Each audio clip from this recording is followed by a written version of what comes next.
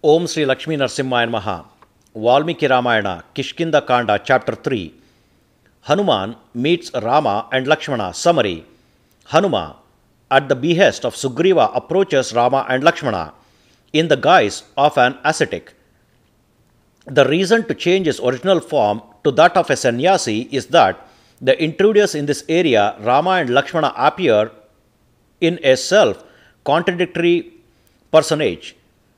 By their body built, striking features, wielding armory, they look like kings or emperors. But when it comes to their dress and hairdo, they are almost like hermits. Sugreeva is well aware of political background and enemy's tactics, and thus asked Hanuma not to approach them in his original monkey form in earlier chapter. Equally well, Rama and Lakshmana doubt the entry of an ascetic, that is Hanuman, in that guise, into this uninhabited place, and they wait cautiously till Hanuma reveals himself. From here up to Sundara Kanda, Hanuman's words and actions are weighted and need an in-depth study.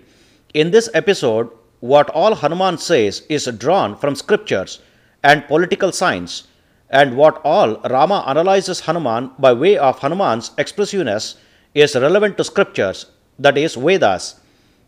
In mythology, Hanuma is taken as the vedaanga, paarangatah, knower of all Vedas and their subsidiary scriptures, nava vyaakarana, panditaH, scholar in 9 schools of grammars, buddhimata, varistah, cleverest of the clever. He is the supreme scholar, teacher, and the cleverest.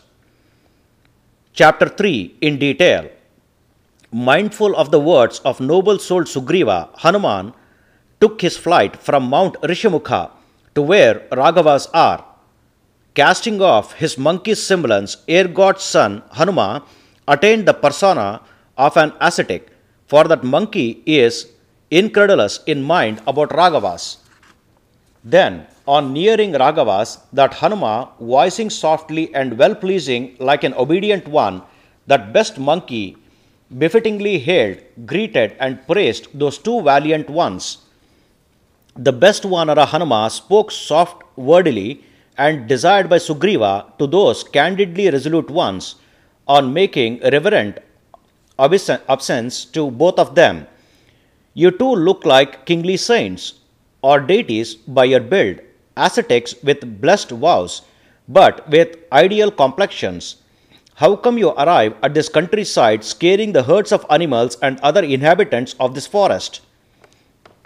You mighty ones, you are watching the trees grown on the banks of Pampa from all over, and owing to your presence on these banks, you make this river Pampa with its propitious water to shine forth. But you, with your golden hue, appear as courageous ones, yet you sigh over repeatedly. You wear jute cloths, yet you look mighty-shouldered. Who are you? That distress all the beings in this forest. Dauntless, bold and brave are you, with sharp glances of lions, wielding bows like that of Indra's bow. You are the real enemy destroyers, glorious, splendid, and even impetuous. You appear like sacred bulls. Elephants' trunks are your arms, and you foremost among men are self-resplendent. This lord-like mountain is effulgent with your effulgence. You too look as kingdom-worthy or worthy divinities. But how you have reached this countryside now? Eyes of yours are like fine lotus petals.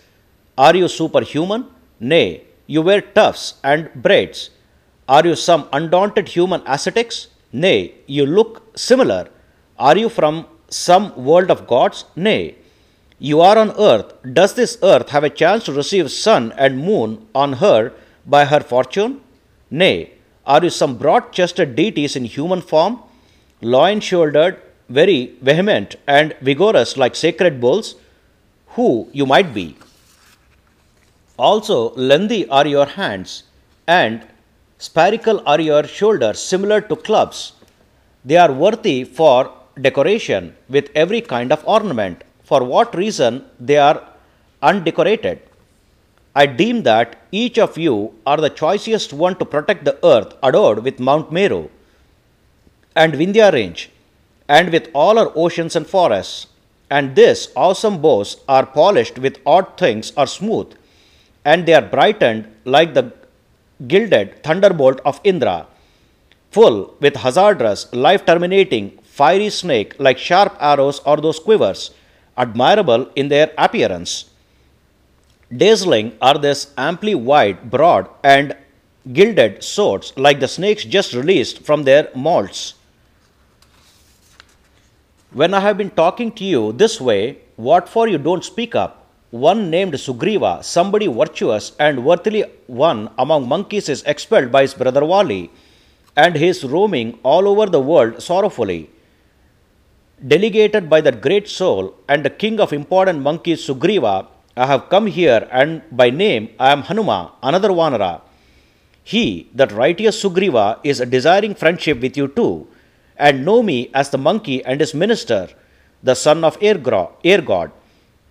I had to come here from Mount Rishamukha in an ascetic form only to appease that Sugreeva, and I can wend my way by my will, and wear any guise as I wish. Hanuma said so to those brothers. Saying thus to those valorous Rama and Lakshmana, Hanuma, the sententious wordsmith, spoke nothing further. Hearing all those words said by Hanuma, that illustrious Rama is well pleased, facially spoke to his brother Lakshmana, who is standing at his side. He is the minister of that noteworthy soul and king of monkeys, Sugreeva, whom alone I cherish, but he himself has drew near of me on his own. Saumitri, with this minister of Sugreeva, the knower of sententiousness, and a pleasant worded one, and one with friendliness, you exchange pleasantries with that enemy destroyer Hanuma. Nay, the non-knower of Rigveda, or the non-remember of Yajurveda, or the non-scholar of Samaveda can possibly or truly speak this way. Definitely, grammar is severely and comprehensively learnt by him, and though much is said by him, not a single word has gone amiss of verbiage. On his face or eyes, or on forehead or brows, or on other faculties of expression, no fault is found, even at the least.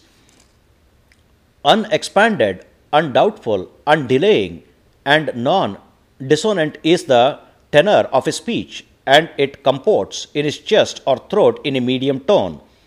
He has orderly refinement in speech, that is, remarkable and undelaying, and he speaks propitious words that are heart-pleasing. His speech is generated in three places, is enthralling, and whose heart is it that is disenchanted, even that of an enemy after raising his sword at him on hearing his speech? O faultless Lakshmana, if this sort of envoy is not there to a king, really how can that king accomplish his ways and means? Should a king have this kind of work accomplishers with a variety of virtues, all his objectives will be achieved impelled by such an envoy's words. Rama thus said to Lakshmana. When said thus by Rama, wise-worded Lakshmana spoke to that monkey and the minister of Sugreeva, namely Hanuma, the son of air god, who is equally a wise-worded one. The virtues of that great soul Sugreeva are known to us, O scholarly monkey. We for our part are in search of that lord of fly-jumper Sugreeva alone. As you communicated the words of Sugreeva, O gentle Hanuma, by them and by your words we indeed wish to do accordingly. On observing that operative sentence of Lakshmana, the monkey Hanuma is gladdened, as seen from his composure, and kept his mind at ease at the prospective victory, and then he wished to materialize the pact of friendship between Rama and Sugreeva at the earliest. Thus, this is the third chapter in Kishkinda Kanda of Valmiki Ramayana, the first epic poem of India. Sri Moola Rama Vijayate. Om Sri Krishnarpanamastu.